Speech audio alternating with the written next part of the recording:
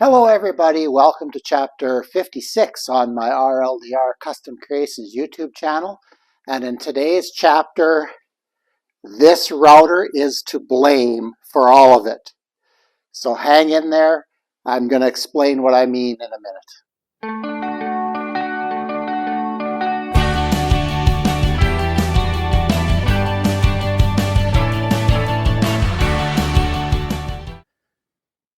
So how can I blame this innocent looking Makita router for today's video?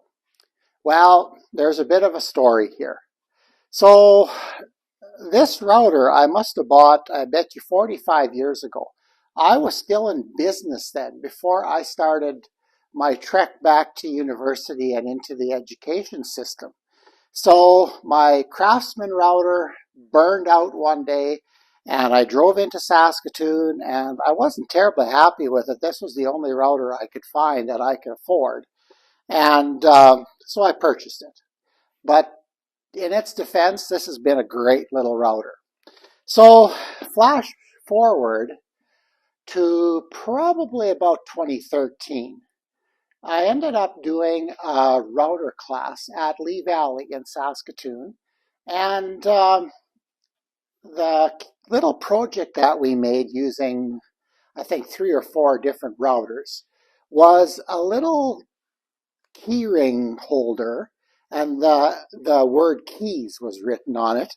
And in order to do that, I had purchased Miles Craft template setup for lettering. So I used that, and I needed a router to set that up on. Excuse me. So I selected my Makita, and the Miles Craft system comes with its own base plate. By the way, this piece here is a router base plate, in case you're not sure. This is a bigger one, and it's black, but it's for my Power Fist routers. But anyway, back to the story. So I put this Miles Craft base plate and guide bearing in it, and we made letters, and everybody was happy. And I drove home, had to prepare for school the next day, parked my vehicle, threw my stuff into my shop, and didn't look at it again until basically I was preparing for retirement. So when I built my tool cabinet, then I dug this out of a toolbox and slid it in there with the Miles Craft base and everything on it. So that was a few years ago, and I looked at it from time to time and decided that, I'd use a different router because I have a few. Just let's leave it at that for today. And I never changed it. So finally, when I was doing the little slots in these drawer faces and doors, I wanted to use this router set up exactly like it is now. So in order to do that, I needed to take that Miles Craft base off of it, put the original back on, and set up a guide bushing. Well, the original was nowhere to be found. So I looked and looked and looked, turned the shop upside down. I'll probably find it a month from now or 2 months from now when I'm cleaning up. But so, okay, the base plate, not a big deal. Where'd it go? There it is. I have a number of these 1/8 thick acrylic sheets, and I simply took one, and you can see I fabricated a base out of that. So, okay, that was the base, but I had no screws for it, so I didn't know how I was going to put this on. Makita router, it's all going to be metric. So I'm looking through the shop again, could find nothing. Finally, I thought, well, okay, I've got other Chinese routers. They've got to be metric. So I pillaged one screw from 4 other routers and put this on and did my work with it. So, and it worked beautifully. But I thought, okay, I need to find 4 screws to put these on. And I probably should have some extras anyway, because I am quite constantly flipping things over, although I have so many routers I don't need to as much anymore. But it would be good, it would be handy to have a few extra screws kicking around. And how much could that cost? Not a whole lot. So I thought, oh boy, where am I going to start to find this? So I looked online. I figured, okay, I'm going to end up at Bolt Supply. Nothing wrong with them. They've treated me really good. But I just thought it's going to take a while. They don't know exactly what I need, and I don't even know exactly what I need for all the different routers I have.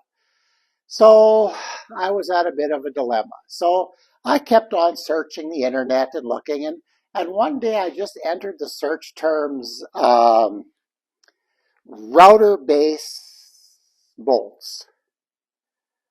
And lo and behold, an article in Lee Valley's store shows up.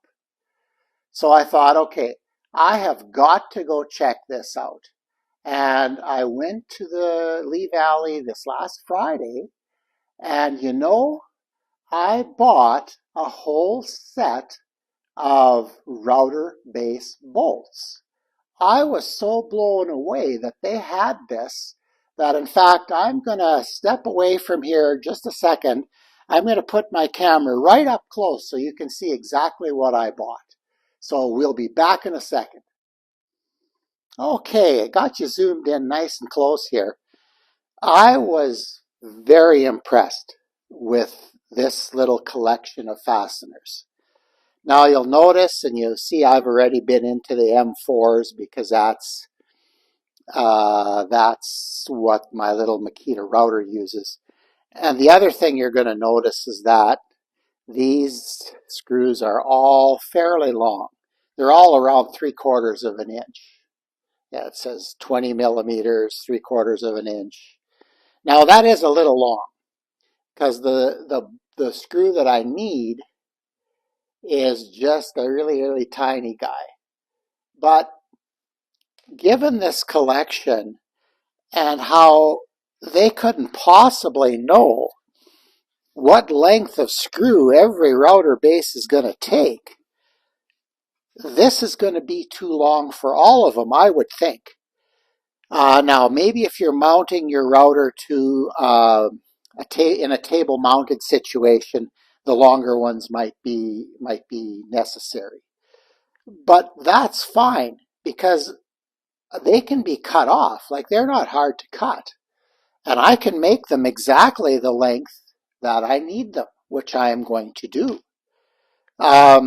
So I've got M4 here by 0.7, M5 by 0.8, and they hid the other metric. There's some M6 number ones here. And then there's 8 30-seconds, 10 30-seconds, and 10 24s.